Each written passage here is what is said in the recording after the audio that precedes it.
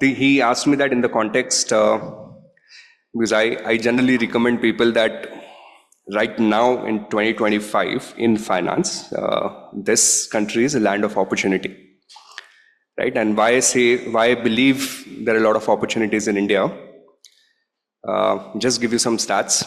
We have 140 crore population of sorts.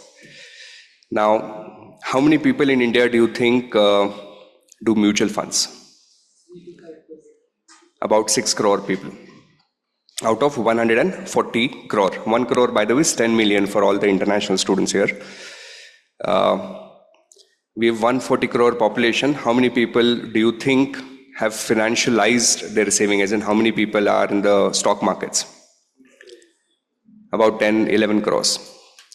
We have, in fact, more number of people playing, abhi to nahi, not anymore, but that Dream 11, and we have more people doing that than we have people doing investing in equities.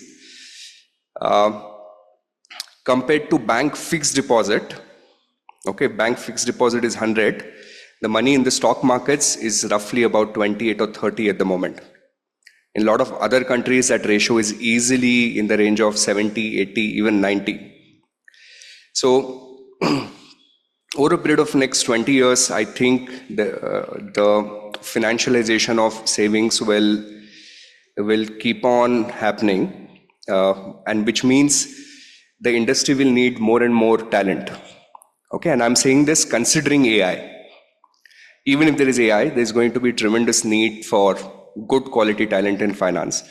So from an opportunity perspective, I think we will have a lot of opportunities. Right? There will be plenty of jobs available. People who are truly motivated and ambitious, you would be able to actually do really, really well. And I see that, like teaching for 15 years now, a lot of students have done phenomenally well, right? Exceptional, but they've put in that kind of work.